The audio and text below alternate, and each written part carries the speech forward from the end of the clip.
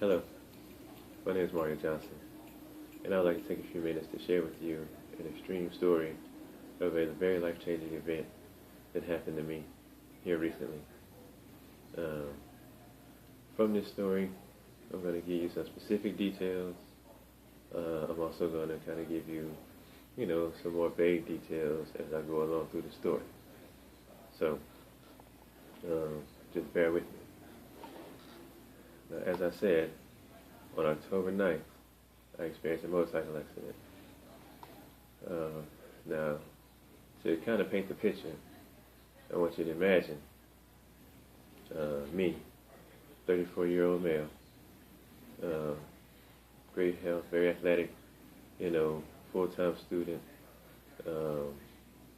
career-oriented, currently working as a computer engineer, making $83,000 a year, had just signed on with the women's basketball team at the school as a manager, great relationship. Everything was going wonderful. I had a few, small issues, but nothing major, For the most part, I was just kind of living, having a really good time. Now, here we go, October 9th. Coming home from lunch, had a great day, practice was good, work was good, everything was going good. Decided to take lunch, by myself, go to a little restaurant. It was about 3:30 in the afternoon. I left the restaurant about 4:30. I stayed about an hour, wasn't in a big rush. Again, was having a really good day. So I'm going home, taking the interstate because the restaurant I chose to go to was on the other side of town. So I had to take the interstate to get there. Now, it's rush hour traffic, we Tampa, Florida. Traffic's horrible. Traffic's horrible regardless of what time of day it is. But this was rush hour, so, it made it a little bit more difficult as far as navigating through traffic is concerned. Now, mind you, I'm on my motorcycle. I don't generally ride my motorcycle during rush hour traffic, but it just so happened that on this particular day, I got caught in it. So I get onto the interstate. Everything's fine. Traffic's flowing, to be expected. Not too fast, going about 45, 50 miles an hour. Stop and go for the most part. So I'm going along, and all of a sudden, this guy in the F-150 right in front of me, I really can't say, but from what I can recall, the car in front of him came to an abrupt stop, so he had to slam on brakes, causing him to come to an abrupt stop, which in turn, a domino effect trickled to me, having to slam on brakes on my motorcycle. Now, me being on a motorcycle, I only had probably about a half second to react. I didn't give enough cushion, I'll be honest about that. So immediately I grabbed my front brake. Those of us that ride motorcycles know when you grab your front brake, the bike, it does what it was commanded to do. It stops the front of the bike. Law of inertia says, objects in motion remain in motion unless acted upon by an outside force. Front of the bike stops, back of the bike continues to go. So of course the bike flips up and launches me into the back of this F-150. Not into the bed, but launches me to the back of the tailgate. Now imagine me, I'm 6'2", 185 pounds, 190 pounds, being launched like a torpedo, or kind of catapulted actually, head first to the back of a truck. Okay. I hit the truck, flip upside down, hit the ground, slide about 10, 15 feet, face first, then come to a stop. Thank God I had my helmet on. Thank God I had my helmet on. I know a lot of people, including myself, like to ride without a helmet, but this particular time I chose to put my helmet on because I was going across town. Thank God I had my helmet on. Now, imagine, if you will, again, like I'm saying, 6'2", fairly tall guy, 185, 190 pounds, smashed into the back of a truck. Falling, smashed into the back of a truck face first. Falling to the ground head first. Body falls. Now, I never passed out. I didn't black out. I will say that helmet absorbed a lot of the impact. Again, thank God for that helmet. But as you may imagine, I kind of experienced a moment of suspended animation where everything kind of slowed down. A second took an hour, a minute took a day. Honestly, to be totally honest with you, that's what it felt like. Now, I remember first hitting the truck. As soon as I hit the truck, most people, first thing that goes through your head is, oh shit. Pardon my language, but I'm being honest with you. Then I remember hitting the ground and hearing, as well as seeing, my face sliding across the pavement, face first. I got pictures of my helmet, more than happy to share them with you. It shows the scratches along the face mask, along the front of the helmet. It's just amazing what that helmet took as far as, saving my life, first and foremost. But I can remember sliding across the pavement, face first, and then coming to a stop. Now, for about a minute to a minute and a half, I couldn't breathe. I could not take a breath. And I remember thinking to myself, breathe. You better breathe. Like, you are not going to die on this interstate right now. You better breathe, bastard. You fucking breathe. And after about a minute to a minute and a half, I took that breath. Thank God. Now, after about 5 or 6 really deep breaths, I began to pray. First words that came out of my mouth was, please God, don't let me die right now.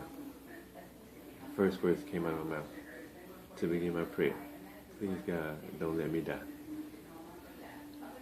Second words that come out of my mouth was, please God, don't let me die, because I have so many things that I have yet to accomplish. So many things that I want to do. This is what I'm saying out of my mouth. I'm begging God for my life, but I'm begging God for my life with the reason that I still have a purpose to be here. I still have things that I want to fulfill before I leave.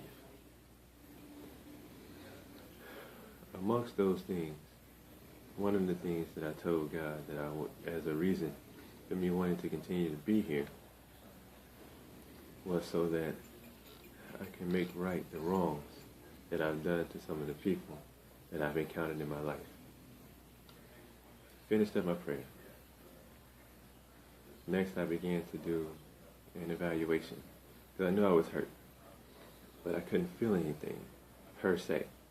I couldn't feel anything, but I could feel everything, if that makes sense. I say that to say this. From the neck up, I could feel everything. From the neck down, all I could feel was something similar to, say you have needles placed at every point on your body, from the neck down, from the bottom of your toes to the tips of your fingers, basically every point on your body, you have a needle positioned there. And they're constantly stabbing you. Constantly. Non-stop. That's what I could feel. Couldn't feel anything else. From the neck down. From the neck up, excruciating pain in my neck. Excruciating pain. But I can move my eyes, and I can move my head. So, from there, I began to do an analysis. I could see, because of my body, I was laying like this. Say this is my head, and this is my body. I was laying like that. Kind of, I can't do it here because of the brace, but kind of slumped over. Everybody thought I was dead. Thank God I wasn't dead. I just couldn't move. So, I could see my hands, and I could see my feet. So the first thing I thought was, move your finger, because I can see my hands. I can't feel my hands, but I can see them. I thought, move your finger. My finger moved. each time I thought move my finger moved.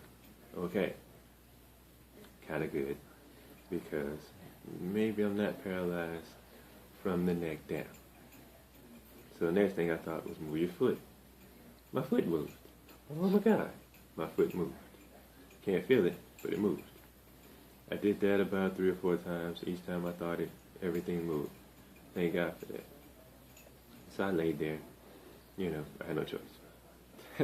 And waited for the paramedics to come. Paramedics comes. This has to probably been the most embarrassing moment in my life, but I didn't care because of the situation. Evidently, the paramedics have to remove all your clothes in order to assess your damages, your injuries, find out where you're hurt. So here I am, 34-year-old man, 6'2", 190 pounds, and the paramedics have just cut off every stitch of clothing that I had on my body. Literally, every stitch of clothing. I'm naked, on the interstate, Tampa, Florida, in the middle of rush hour. They didn't decide to put a gown on me until I made it into the paramedic. Don't know why. It is what it is. I don't care. Somebody's got a picture. Let me see it. We're going to laugh and joke about it. But, so I get to the hospital. I find out that my injuries are, I fractured my C2 vertebrae in my neck. And I have a spinal cord injury. I dislocated my shoulder. And I have bad road rash on my knees, my ankle, my arm, my side, the standard. But the worst of my injuries were the fractured C2 vertebrae, the spinal cord injury, the dislocated shoulder, if you really want to classify that as an injury. I'm sorry, the dislocated elbow, sorry. So, this is why I can't move, and everything feels like needles are stabbing me repeatedly from the neck down. So, because of the spinal cord injury, my spinal cord was swollen. I'm in the hospital again. It's October 9th. I needed neck surgery to repair the fractured vertebrae. They couldn't have the surgery for a week. They couldn't have the surgery until a week after I was admitted because of the fact that my spinal cord was so swollen. So they pumped me full of steroids to try to assist with the swelling going down. Finally, after a week, swelling goes down. I have surgery. 4 screws. 4 screws about this long, and a plate shaped like a sideways U. They put in my neck. They fused my C2 through C4 vertebrae. Surgeon, miracle worker. I gotta say, after the surgery, felt wonderful. In regard, relatively speaking, in regards to how I felt prior to the surgery. Now, I'm thinking, okay, here comes the recovery portion. Well, throughout my time being in the neurology ICU, because the entire week prior to me having the surgery, I was in ICU. I had every day, probably 3 times a day, I was visited by a team of doctors, probably 5 doctors, every day about 3 times a day. Each time, sorry, my back's hurt a little bit, sorry. Each time they would visit me, they would ask me, Mario, try to move your arm, Mario, try to move, your legs, try to move your feet, things of this sort. I can't feel anything. I've been classified a quadriplegic, so I can't feel a thing from the shoulders down. So I'm like, I'm telling them I'll try, I'll see what I can do. It's all here. I had no idea I was moving what they were telling me to move. They'd ask me to move my hand, my hand would jump. They'd tell me to try to move my arm, I would do something like that, like a little gesture or something. Same thing with my feet. My toes would wiggle, whatever. Now, I'm thinking they're doing this just to try to, get an idea of what I'm dealing with. Try to figure out, what type of patient I'm going to be, how I'm going to recover. Evidently, they were interviewing me to see if I would qualify for their rehab program. Thank God I qualified for the rehab program. I guess I showed enough ambition for them to put me in this program, which is a very prestigious program, one of the top programs in the nation. So I had my surgery the following Wednesday. Friday, I'm out of ICU. They got me into the inpatient rehabilitation center. It's Friday. I'm thinking, okay, we'll start everything up on Monday. Wrong. So wrong. Saturday morning, full slate, rehabilitation. 4 sessions a day, rehab. No questions asked. Kick your butt. We don't care if you're crying. We don't care how much pain you're in. Take your painkillers before you come. Rehab. I can't move. What the hell kind of rehab am I about to do right now, These people, these therapists, occupational therapists, physical therapists, miracle workers. I gotta say this was the best and worst time I've ever experienced in my life. 2 weeks. 2 weeks. I got admitted to the hospital, like I said, October 9th. I was discharged November 13th. When I got into that rehab center, which was on the 18th of October, because it was a week and 2 days after my surgery. After I was admitted, 2 days after my surgery. Could barely move my arm. That was it. These people pushed me. They yelled at me. They fussed at me. They cried with me. They made sure that I made it through that rehab.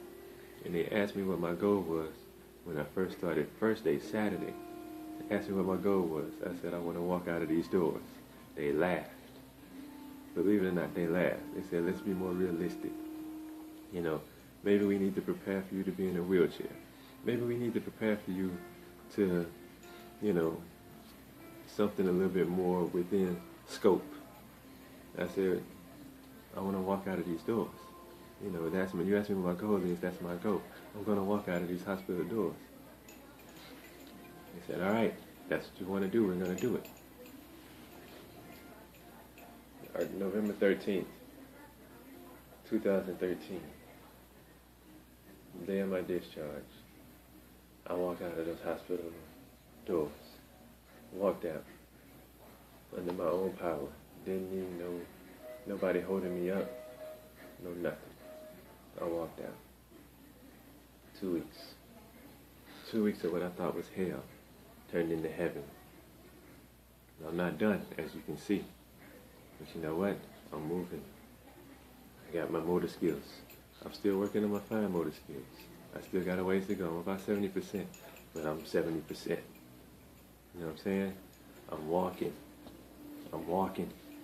I damn near ran today. Why am I telling you this?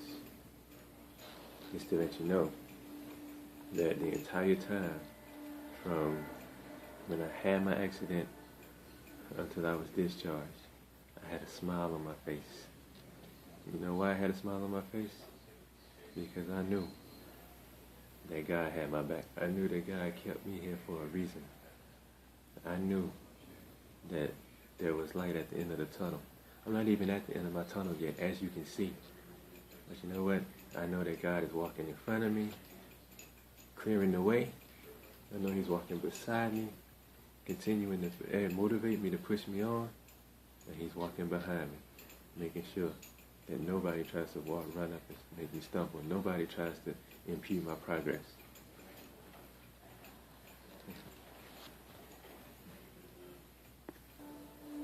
Now with that, I'm going to say this. It doesn't matter what you're going through. It doesn't matter how big or small you may think your struggle is. Because at the end of the day, always remember, it could have been worse. Don't let nobody take your smile. Don't let nobody take your joy. God gave it to you. Only allow God to take it away, which I can promise you, God will never take your smile. God will never take your joy. He will never take your happiness. And I always know, it could have been worse. Me. You see a smile on my face. You know what I'm saying? This is the worst thing that has ever happened to me in my life. I'm smiling. These people in the hospital said I was the happiest spinal cord injury patient they've ever seen. And I told them, I said, you know the reason behind that is? Because I know it could have been worse.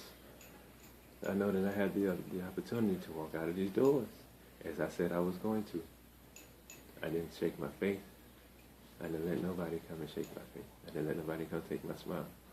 There's a lot of doubters. When I tell you, on that Tuesday, a week and a half before my discharge, no, a week before my discharge, on that Tuesday, when I took those first steps, nurses, tears in their eyes, doctors looking like they saw ghosts because they never thought it would happen. I thought it could happen. I knew that I had the man in my corner. He knew it was going to happen. You know what I'm saying? God don't make mistakes. Everything happened to you for a reason. He makes no mistakes. He knew exactly what he was doing when he had allowed me to go through that accident. He knew exactly what he was doing when he helped me through my rehab when I was in the hospital. And he knows exactly what he's going to be doing when he continues to help me through my outpatient rehab and continues to help me through my recovery. You know what I'm saying? You're not taking my smile. Nobody. You know? And like I said before, I haven't made it to the end of my tunnel yet. I can't even see the light. I know the light's coming. God told me the light is coming. And when I get to that light, I'm going to stand strong, firm, and confident with a smile on my face. Because I knew it was coming. I knew I was going to get there. And I knew I was going to be 120% the man that I was before I had my accident. You know what I'm saying? I'm not trying to come back out of this the same person. I'm trying to come out of this a better person. Believe that.